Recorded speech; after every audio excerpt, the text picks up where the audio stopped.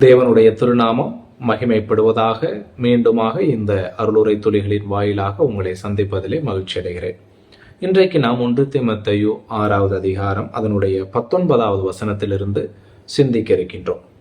நித்திய ஜீவனை பற்றி கொள்ளும்படி வருங்காலத்திற்காக தங்களுக்கு நல்ல ஆதாரத்தை பொக்கிஷமாக வைக்கவும் அவர்களுக்கு கட்டளையிடு. பிரியமானவர்களே, கடந்த நாட்களில் இந்த அருளுரை துளிகளின் வாயிலாக நாம் 1 தீமோத்தேயு 6வது அதிகாரம் அதனுடைய 17 மற்றும் 18 ஆகிய வசனங்களை குறித்து சிந்தித்தோம். இன்றைக்கு இந்த 19வது வசனத்தை குறித்து சிந்திக்க இருக்கின்றோம். நாம் ஏற்கனவே பார்த்தபடி இந்த பகுதியானது, அதாவது இந்த 3 வசனங்களும் பவுலடிகளாருடைய நேரடி கட்டளைகளாக காணப்படுகின்றன. மட்டுமல்ல, இந்த பகுதியின் 17வது வசனமானது செல்வத்தை பற்றிய சரியான மனப்பான்மை அல்லது அணுகுமுறையை குறித்து பேசுகிறதாய் உள்ளது என்பதை சிந்தித்தோம். அடுத்ததாக 18வது வசனமானது செல்வத்தை முறையாக பயன்படுத்துதலை குறித்து பேசுகிற வசனம் என்பதை சிந்தித்தோம். இன்றைக்கு நாம் 19வது வசனத்தை சிந்திக்க இருக்கின்றோம். இப்பொழுது நாம் வாசித்த இந்த வசனமானது செல்வத்தை பற்றிய சரியான கண்ணோட்டத்தை குறித்து பேசக்கூடிய ஒரு வசனமாக காணப்படுகிறது. இங்கே பவுலடிகளார் நம்முடைய கவனத்தை நித்தியத்தை நோக்கி திருப்பக்கூடியவராய் காணப்படுகிறார். இங்கே சொல்லப்படுகிற கருத்து என்னவெனில், விசுவாசிகள் தங்கள் செல்வத்தை நல்ல செயல்களுக்கு பயன்படுத்தும் போது அவர்கள் பரலோகத்தில் புதையலை சேர்க்கிறார்கள் என்பதுதான். ஏனெனில் பூமிக்குரிய செல்வம் மங்கிவிடுகிறதாய் உள்ளது. ஆனால் நித்திய வெகுமதி நிலைத்திருக்கக்கூடியதாய் உள்ளது. இது நமது செயல்களின் மூலமாக ரட்சிப்பை காப்பாற்றுகிறோம் என்பதை கற்பிக்கவில்லை. இதை நாம் மறந்துவிடக்கூடாது. மறுபடியும் சொல்லுகிறேன், இது நமது செயல்களின் மூலமாக ரட்சிப்பை காப்பாற்றுகிறோம் என்பதை கற்பிக்கவில்லை. மாறாக தேவன் மீதுள்ள உண்மையான விசுவாசம் நித்திய மனப்பான்மை உள்ள வாழ்க்கையை உருவாக்குகிறது என்பதை கற்பிக்கக்கூடியதாய் உள்ளது.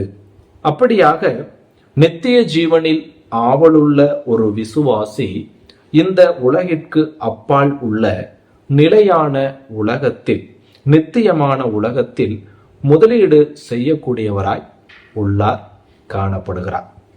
ஆக நாம் எதற்கு முன்னுரிமைகளை கொடுக்கிறோம் என்பதை கவனித்து பார்க்க வேண்டும். நித்தியம் உண்மையானது என்றால், அது உண்மையாக இருந்தால் நாம் அதற்கேற்ப முதலீடு செய்கிறோமா என்பதை சிந்தித்து பார்க்க வேண்டும். நமது தாராள மனப்பான்மையின் ஒவ்வொரு செயலும் வரவிருக்கும் நித்திய காலத்திற்கு, நாம் வாழப்போகின்ற இருக்க போகின்ற நித்திய காலத்திற்கு ஓர் அடித்தளத்தை உருவாக்கக்கூடியதாய் இருக்கிறது. மேலும் நாம் நித்தியத்தை நோக்கி வாழும்போது பணம் நம் இருதயங்களின் மீதுள்ள அதன் வல்லமையை இழக்கக்கூடியதாய் இருக்கிறது. இங்கே நித்திய ஜீவனை பற்றி கொள்ளுதல், லே ஹோல்ட் ஆன் இட்டர்னல் லைஃப் என்கிற இந்த காரியமானது, அதாவது நித்திய ஜீவனை பற்றி கொள்ளுதல் என்பது நித்திய கண்ணோட்டத்துடன் அனுதினமும் வாழ்வதை குறிக்கிறதாய் உள்ளது. ஆக நித்திய ஜீவன் என்பது வெறும் எதிர்காலம் மட்டுமல்ல. இதை நம்முடைய நினைவில் நன்றாக நிறுத்தி கொள்ள வேண்டும். நித்திய வாழ்க்கை அல்லது நித்திய ஜீவன் என்பது நமக்கான வெறும் எதிர்காலம் மட்டுமல்ல, அது நிகழ்கால, இன்றைய நம்முடைய நிகழ்கால வாழ்க்கையின் தேர்வுகளை, அதாவது தெரிந்தெடுப்புகளை வடிவமைக்கிறதாய் உள்ளது என்பதை மறந்துவிடக்கூடாது. ஆகவே நித்திய ஜீவனை பெறப்போகின்ற நாம் அந்த நித்திய ஜீவனுக்கேற்ப இங்கே நம்முடைய வாழ்க்கையை கட்டமைக்க வேண்டும். அதுதான் நித்திய ஜீவன் என்பது வெறும் எதிர்காலம் மட்டுமல்ல, அது நிகழ்கால வாழ்க்கையின் நம்முடைய தெரிந்தெடுப்புகளை வடிவமைக்கிறதாய் உள்ளது.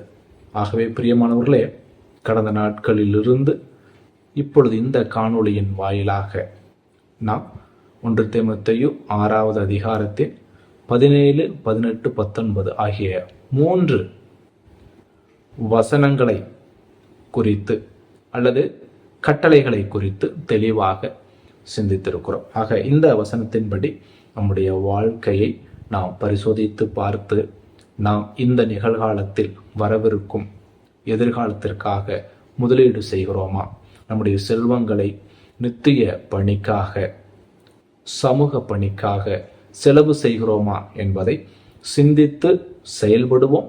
தேவனுடைய நாமம் இன்றும் என்றும் சதா காலங்களிலும் மகிமைப்படுவதாக.